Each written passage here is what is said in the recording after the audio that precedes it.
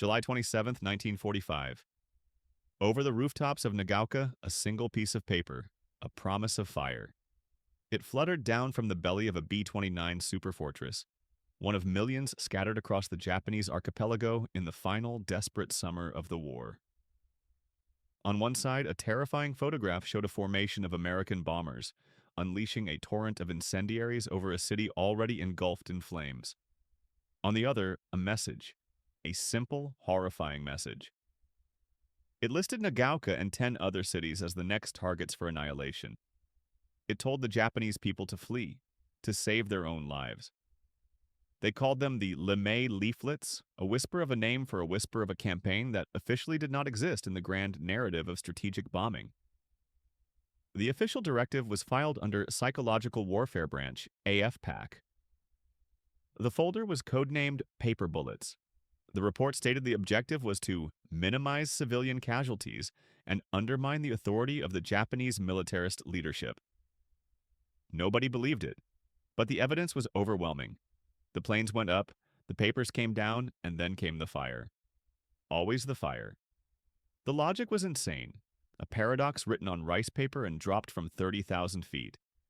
General Curtis LeMay, the architect of the firebombing raids, the man who wanted to burn Japan back to the Stone Age, was suddenly in the business of saving lives. Or was he?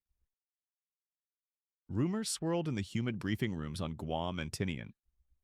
Rumors of a different strategy, a hidden motive. Some said it was a humanitarian gesture ordered by President Truman himself, a final act of conscience before the ultimate weapon was unleashed. Others whispered it was a trick, a new kind of terror designed to clog the roads with refugees, to shatter civilian morale, to turn the people against their own government in a wave of panic and despair. Maybe it came from the Office of War Information, maybe from a shadowy command group trying to justify the infernos they were creating. For decades, the story of the American air war against Japan has been one of pure, unmitigated destruction. A story of numbers and tonnage and death tolls that rivaled the atomic bombs. But hidden within the declassified reports buried in the diaries of bomber crews and preserved in the fragile memories of Japanese survivors is another story. The story of the warnings. This is an investigation into that story, a complex intersection of destruction and a bizarre, desperate, and profoundly American attempt at mercy in the heart of total war. August 10th, 1943, a humid room in Brisbane, Australia. It was a war of words before it was a war of fire, a war of paper and ink, fought in quiet offices thousands of miles from the front. This was the real beginning, not with a bomb but with a sentence. They called themselves the Psychological Warfare Branch, PWB. A bland name for a group of men playing God with language. They were a strange collection. Anthropologists from Berkeley who had spent careers studying 17th century Japanese woodblock prints. Ad men from Madison Avenue who knew how to sell soap or hope or fear. And a quiet, intense cohort of Nisei translators, second-generation Japanese Americans from places like Fresno and Seattle, whose faces mirrored the enemies but whose hearts were sworn to the flag. They were the ghosts in the machine. Their headquarters in the Southwest Pacific area didn't look like a headquarters. It was a series of requisitioned offices that smelled of wet wool, cigarette smoke, and the faint acidic tang of printing ink. Here they dissected an entire culture. They argued for hours over the precise nuance of a single kanji character. They debated the psychological impact of addressing the emperor directly, or ignoring him completely. Every choice was a weapon, every comma a potential crack in the enemy's resolve. The project had a folder, a simple manila folder with a simple, chilling title, Advance Warning. The premise was insane. Utterly insane. Tell the enemy where the bombers were going. Tell them when. Give them time to flee. It was a strategy born of a terrible calculus, a paradox of destructive compassion. The goal was twofold. That's what the typewritten memoranda stated. Goal 1. To reduce unnecessary civilian casualties. To give the innocent a chance. a whisper of allied humanity in the roar of the engines. But there was a second goal, a colder, sharper goal, to prove unequivocally the absolute helplessness of Japan's military leaders, to shout from the sky, "Your generals cannot stop us. Your government has failed you. We can bomb any city we choose, and we are telling you which one it will be." It was a direct appeal to the people over the heads of the gunbats, the military clique, an attempt to sever the bond between the people and the state. And then the main thing started. They brought in the prisoners. Japanese prisoners of war. They sat in small, bare rooms, watched by armed guards.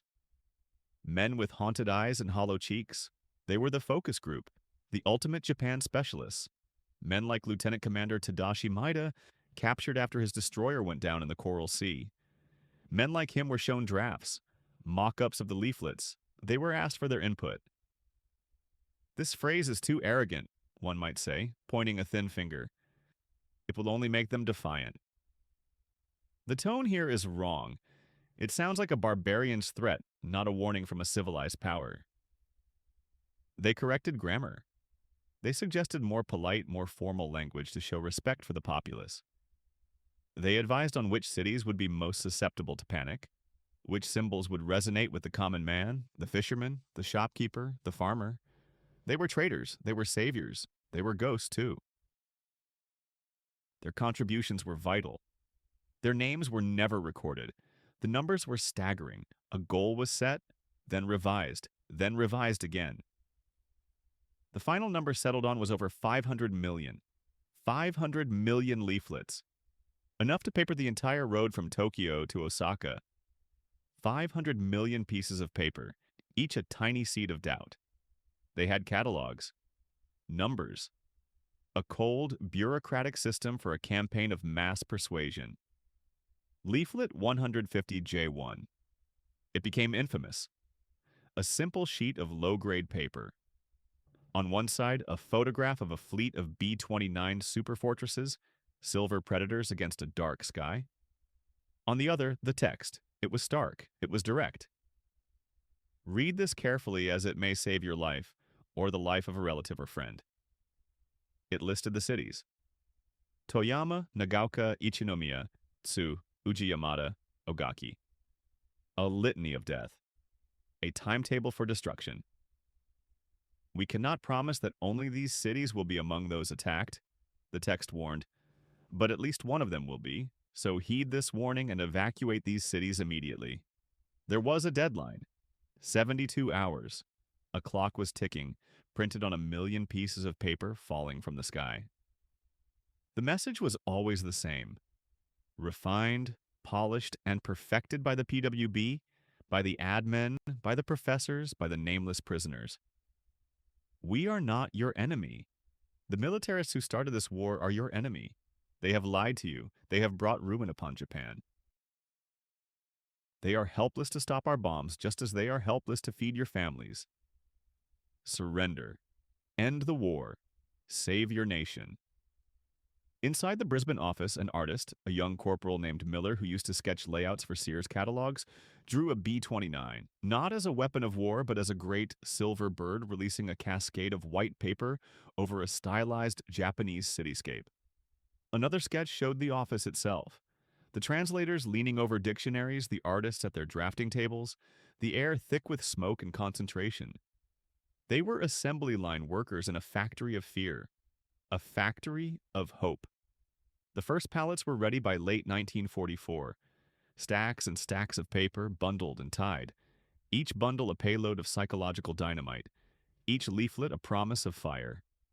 A young officer, watching the bundles being loaded onto a transport plane, turned to his superior. "Do you think it will work, sir?" he asked. "Do you think they'll believe us?" The older man, a veteran of the advertising world, took a long drag from his cigarette. He watched the propellers start to spin. He didn't answer for a long time. "Belief is a funny thing," he finally said, his voice low. "Right now, it doesn't matter if they believe us. It only matters that we're telling them." The plane taxied onto the runway. It was just paper. Words on paper. But they carried the weight of cities not yet burned. and of a choice that no one should ever have to make. And nobody knew. Nobody could possibly know if they would be read as a warning or simply used as kindling for the fires that were already on their way. May 22nd, 1944. A basement on Merchant Street, Honolulu. It smelled of ink and damp paper and something else. Fear. They were manufacturing fear by the ton, refining it into a weapon. A paper weapon. Each sheet was a tiny psychological bomb, each one designed with meticulous, cold-blooded precision by men who had never seen the enemy. The project had a name, a bland, bureaucratic name from the Office of War Information. Basic Information Program. There was nothing basic about it, nothing at all. The designers, a strange mix of Ivy League sociologists and displaced commercial artists from New York, argued for days. Over a single sentence. The opening line. It had to be perfect. It had to cut through the noise of war, the static of state propaganda, the deep-seated belief in divine victory. It had to grab the reader by the throat. Read this carefully, as it may save your life or the life of a relative or friend. A simple sentence. A terrifying promise. A handshake and a threat, printed in 2 languages on a piece of paper 6 inches by 9. They knew most would see the Japanese first. The English was for later. For the record. Then came the lists. The lists were the heart of it, the cold black heart of the entire operation. They printed the names in stark, bold katakana, characters as sharp and final as a sword's edge. A death sentence delivered by airmail. Tokyo, Yokohama, Nagoya, Osaka, Kobe. The names rolled off the printing presses in a grim, mechanical rhythm. 6 cities, then 11 cities on the next run, then 33 on the one after that. The list grew longer as the B-29s flew farther, their range extending like a hungry shadow over the land. Schneider, Becker, Wagner, Kaufmann. No, these were not the neat, angular names of German towns. These were Japanese homes. Places where tea was poured, where children played, where old women tended small gardens under the eaves of wooden houses. The paper did not lie. Not entirely. The men in Honolulu insisted on that. It had to be truthful to be effective. The official text was clear, translated by second-generation Nisei linguists from California, young men who hadn't seen their grandparents in years. The bombings are aimed at military installations, shipyards, and factories. A careful, precise list. But then came the pivot, the sentence that carried all the weight, all the terror. But the wind may spread the fire, and civilian areas will also be affected. Inevitably. Unavoidably. That was the word whispered in the Honolulu basement, over cold coffee at 3 in the morning. Unavoidable. The core message was surgical, an attempt to sever the people from their leaders, like a surgeon removing a tumor, leaving the patient alive. America is not fighting the Japanese people. They printed this on 1 million leaflets, 2 million, 10 million, a river of paper flowing over the archipelago.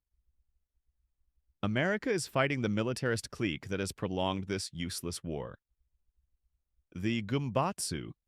They gave the enemy a name. They put a face on the disaster. A specific target for the people's anger, for their fear, for their despair. It was a gamble. A desperate, psychological gamble cooked up in Washington, D.C. Could you convince a man whose home you were about to burn that you were his friend? Could you? The men in Honolulu did not know, but they had to try. It was their only job. Some leaflets were pure spectacle. All image, no nuance. Leaflet number 2037. It showed a photograph, not a drawing. A photograph. A B-17 flying fortress pregnant with death, releasing a string of bombs over the rooftops of Hong Kong. The picture was grainy, almost abstract, but the message was not. This is what we can do. This is what we will do. The reverse side had a single, bold question. Will your city be next? No list, no explanation. Just the question, hanging in the air, a question that would keep a man awake at night, listening to the silence.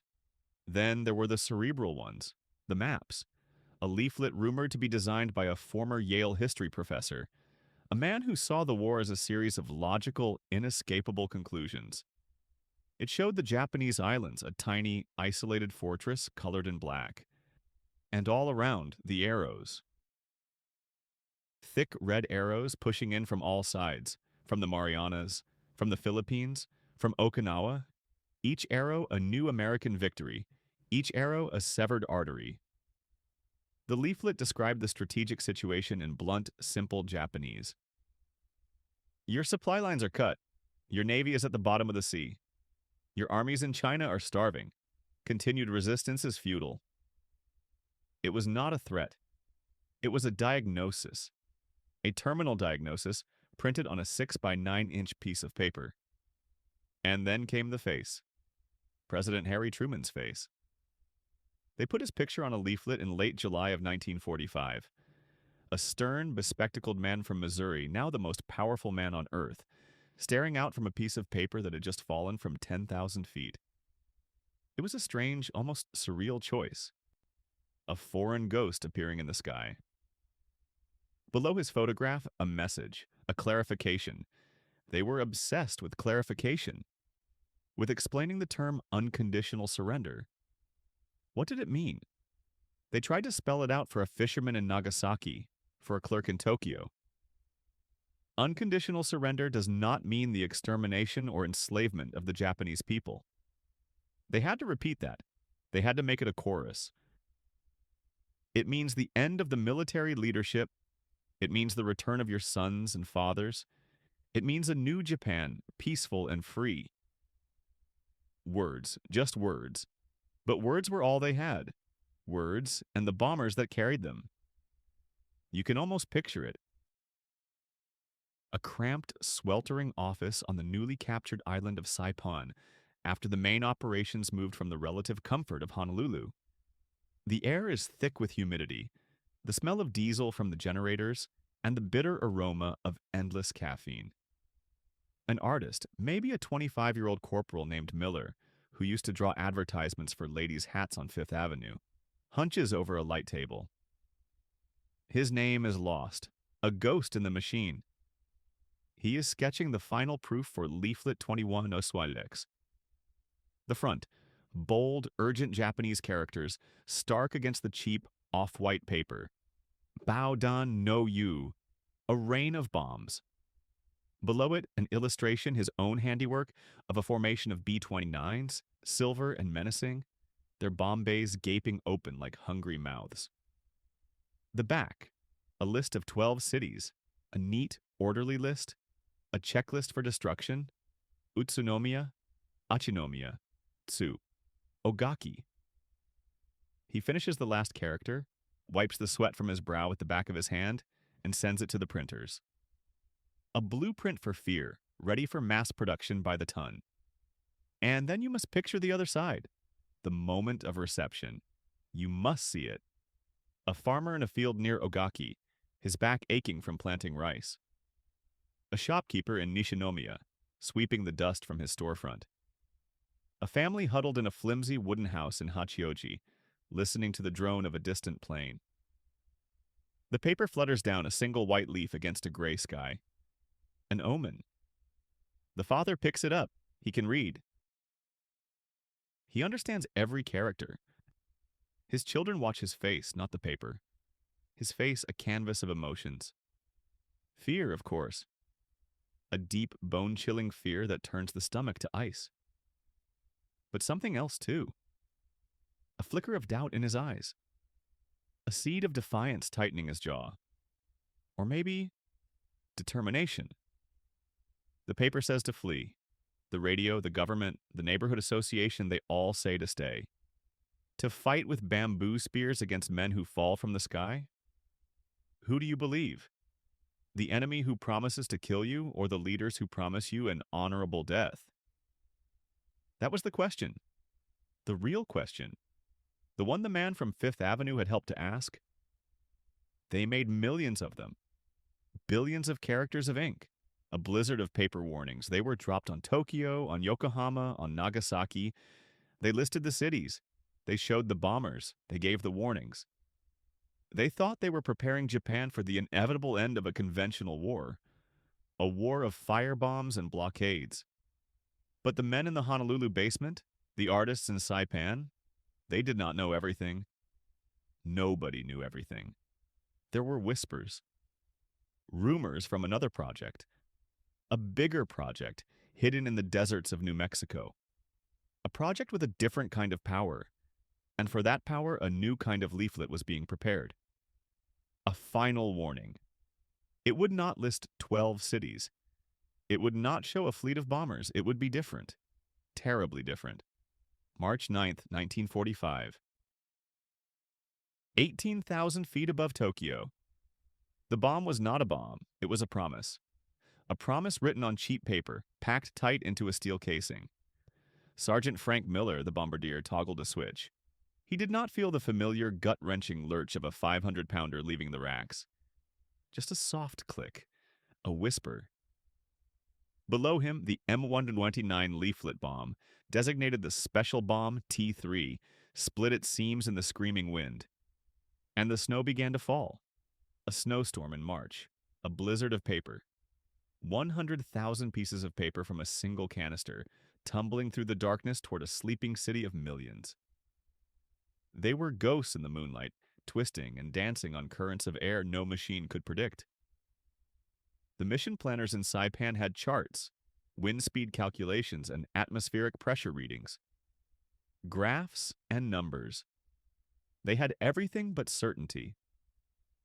The wind decided. The wind was God. It could carry salvation to a crowded tenement in Koto or scatter it uselessly into the black waters of Tokyo Bay.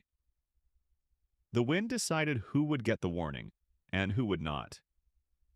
They fluttered down onto tile roofs, snagged on telephone wires, and slid into the dark, narrow alleyways of Shitamachi. A few landed gently on the empty pre-dawn streets, looking as innocent as discarded newspapers. One piece of paper, a little damp from the clouds it had passed through, came to rest at the feet of Akiko Suzuki. 22 years old. She was walking to her shift at the Tachikawa aircraft factory. She stopped. Hesitated. Picking it up was a crime. The neighborhood associations of the Tonarigumi had been clear. The Kempitai were always watching. Always. But curiosity was a powerful force. Her fingers, cold and stiff, closed around the foreign paper. The texture was wrong. The smell was wrong.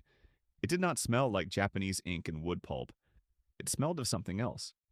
Something from far away. Her eyes scanned the strange, blocky text and the terrifyingly accurate drawing of a B-29. An appeal to the Japanese people. The leaflet spoke of American air power, of industrial might, of cities that would be destroyed one by one. It listed no names. Not yet. It was a general threat. A vague storm cloud on the horizon. Akiko read the words 3 times. Her heart hammered against her ribs. This was not propaganda. It felt different. It felt like a mathematical equation. It felt like truth. She folded it, a tiny square. She hid it in her palm. That's how the fear began. Not with the drone of engines, but with a piece of paper. The whispers started by noon. They traveled faster than fire. Someone found one in Ueno Park. A stack of them discovered behind a fish market in Tsukuji. They said the police were going house to house. Not the regular police. The Toko. The special hire police. The ones who dealt with dangerous thoughts. The thought police. A man in Asakusa was taken away. Just for reading one. His wife said he was just standing there in the middle of the street, looking at the paper. Then they were upon him, black uniforms and hard faces. By evening, the piles were burning, in front of police boxes, in the courtyards of government buildings, in makeshift incinerators. A ritual of denial. Captain Endo of the Shinjuku. Kempei Tai watched the orange flames consume the day's collection. hundreds of thousands of leaflets. He saw the black and white image of the bomber curl, brown and turned to ash. He saw the Japanese characters for evacuate immediately vanish into smoke. The official report would state, "The populace has rejected the enemy's cowardly propaganda. Morale is high. The leaflets were surrendered willingly for destruction." The report was a lie. Endo knew it. His men had confiscated them from beneath floorboards, from inside sleeves, from the hands of children who were using them as toys. The people were not rejecting them. They were hiding them. They were reading them. And then the main thing started. The dilemma was absolute. A paper ghost from an enemy plane, or the voice of the emperor on the radio. The leaflet said, "Run." The government said, "Stay and fight." But run where? The cities were all connected by a fragile web of rails and roads. Fleeing meant becoming a ferocia, a vagrant, with no food ration card, no home, no identity. It meant sleeping in fields and begging for scraps. It meant shame. For many, the abstract terror of a future bombing was less real than the concrete terror of starvation and dishonor. So they stayed. They read the warnings, they trembled, and they stayed. Some didn't, some gambled. They packed what they could carry, a bag of rice, a family photograph, and they walked away from the cities named on the new leaflets that began to fall in July. General Curtis LeMay's leaflets. They were different. They were specific. They were a timetable for annihilation. They listed the names: Otaru, Akita, Hachioji, Toyama, Kofu, Takaoka. The list grew. Uji Yamada, Tsu Uwajima, Ichinomiya, Nagaoka. A roll call of the dead. The leaflets rained down on Nagaoka for 3 days. They warned of unprecedented destruction. They showed photographs of a blasted, empty cityscape. This is what will happen to you. On the night of August 1st, old man Sato, a retired schoolteacher, sat on a hill miles outside the city, his granddaughter huddled beside him. He clutched the paper that had made him a coward in the eyes of his neighbors. He watched as 300 bombers turned his world into a sea of fire. The sky turned from black to orange, then to a pulsing, hellish red. He could feel the heat on his face, even from so far away.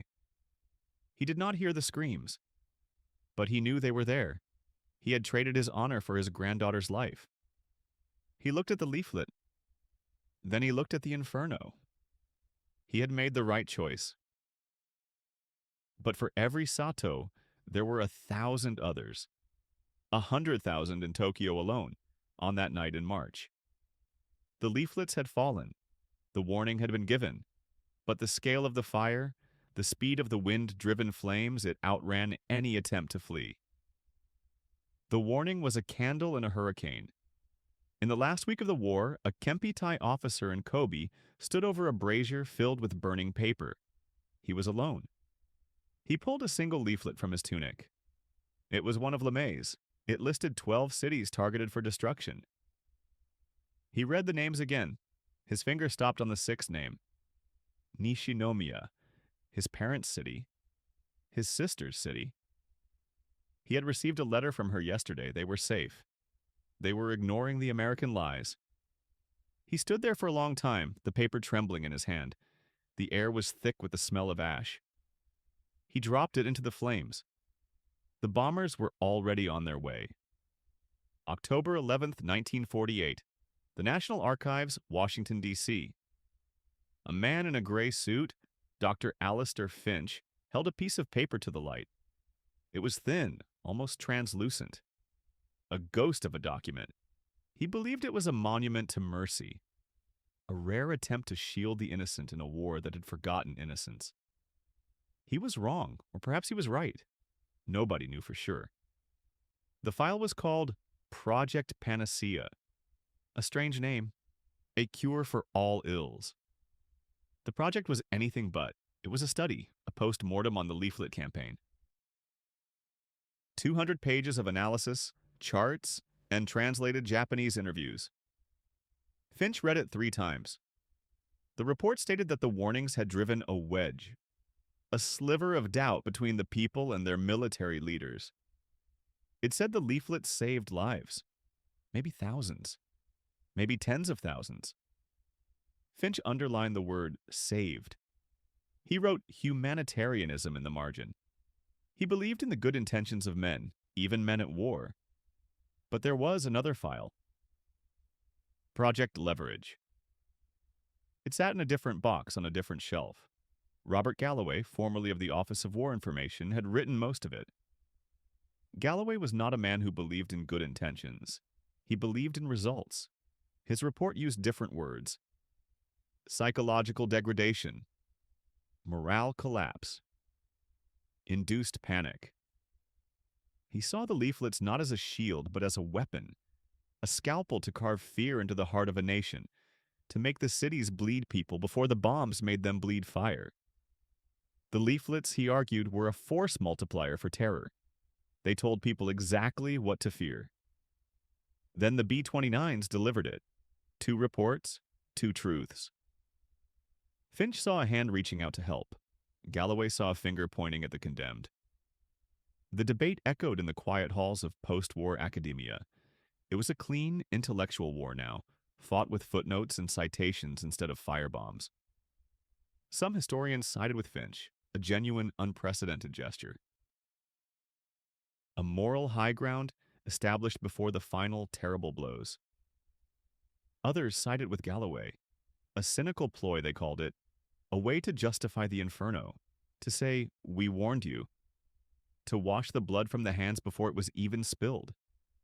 Schneider, Becker, Wagner, Kaufmann, Kleine, Gross.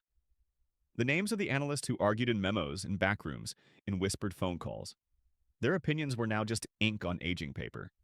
The leaflets listed the cities: Toyama, Nagaoka, Ichinomiya, Tsu, Ogaki, Koriyama. A litany of death foretold, and the people fled. They fled into the countryside, carrying what they could. The reports confirmed it. The imperial government was furious. The propaganda backfired. The people saw the planes. They saw the papers flutter down. They believed the Americans. They did not believe their own leaders. It worked. The leverage worked. The panic worked. And then the main thing started. August 6th, 1945. No leaflets fell on Hiroshima. Not a single piece of paper. Not one warning for the city that would be erased from the earth. 3 days later, Nagasaki, a city that wasn't even the primary target. Kokura was, but clouds over Kokura saved it. Clouds. Not leaflets, not mercy, just the weather.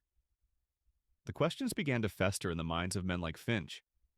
Why warn 33 cities with paper and not warn the 2 cities chosen for the apocalypse? The logic crumbled. Was it a test? A grand experiment in terror and selective mercy? Drop 1,000,000 warnings on dozens of cities to see what happens. Then drop the sun on 2 others just to see what that does. The thought was monstrous, unspeakable. But the facts were there. Facts are always truthful. They don't have morals, they just are. A city warned is bombed. A city unwarned is vaporized. Where was the humanitarianism in that? Where was the mercy? Maybe it was simpler. Maybe the men who dropped the paper were not the same men who dropped the atom. 2 different chains of command. 2 different philosophies of death. A war of paper, run by psychologists. A war of physics, run by generals. They never talked to each other. That's what some whispered. A failure to communicate. A clerical error on a global scale. 1,000,000 lives hanging on a memo that was never sent. Or a memo that was, and was, ignored. The files were silent on this. Completely silent. The pages were just blank. Today, in a climate-controlled room at Stanford University, a young historian examines a leaflet. LeMay's leaflet. It is brittle. It smells of dust and time. Her name is Dr. Evelyn Reed, 29 years old. She holds it with white cotton gloves. The paper is juxtaposed against a photograph on her screen. A photograph of the Aioi Bridge in Hiroshima, its T-shape unmistakable even in ruin. The target point. She sees the tension. The leaflet, a flimsy piece of paper promising a choice. The bridge, a concrete testament to a moment when there was no choice at all. One symbolizes an attempt at mercy, the other the totality of its absence. The legacy is a tangled knot. The leaflet campaign became a blueprint, a model for future conflicts. The effort to minimize civilian casualties is now a cornerstone of modern military doctrine, at least on paper. We see it in Afghanistan, in Iraq, in Syria, roof knocking in Gaza, radio warnings, text messages. The language changes, the technology evolves, but the idea is the same. An echo of 1945. We are going to destroy this place. Get out. We are telling you. We warned you. But the question remains, the same one that haunted Finch and Galloway. Is it mercy? Is it a genuine effort to save lives? Or is it a legal and psychological tool? A way to reframe destruction as a regrettable necessity. A way to shift the moral burden onto the victims. They were warned. They chose to stay. The file is closed, but the debate is not. It never will be. It sits in an archive box, a paradox of paper and fire, a question mark hanging forever over the smoking ruins of total war. Was it a final act of mercy or the war's most cynical masterpiece? A single sheet of paper fluttered down from the belly of a B-29 superfortress, a ghost of humanity in a machine built for total annihilation. Its text was not written by soldiers or strategists, but by Berkeley anthropologists who parsed the soul of their enemy through 17th century woodblock prints. They designed a psychological bomb, a meticulously crafted appeal to survive, and packed it into the T-3 special bomb, a weapon that scattered words instead of shrapnel. They came as harbingers of fire. They offered a paper shield against the inferno. The truth of that summer was never meant for the official histories, not for the victory parades, not for the casualty lists. It lies buried somewhere else, between the lines of meticulous translation, between the intent and the execution, between the silence of the dead and the justifications of the living. War is never just about destruction. It is about the stories we tell ourselves while we destroy. A whisper of warning, a roar of engines, a promise of safety, a payload of fire, an act of compassion, an act of control. Today, the effort to minimize civilian casualties is a doctrine written in law, a legacy of those paper ghosts from 1945. Yet the central, haunting question remains, echoing in every modern conflict where a warning precedes an attack. Does a moment of grace offered by the very hand that holds the sword absolve the strike that follows? History records the bombs that fell and the cities that burned. It rarely remembers the warnings lost in the wind, or the chilling possibility that the greatest weapon of all was not the firestorm, but the hope that it might be avoided. The paper saved some. The bombs consumed all. And we are left to wonder if it was a final, desperate plea for humanity, or just its most sophisticated eulogy.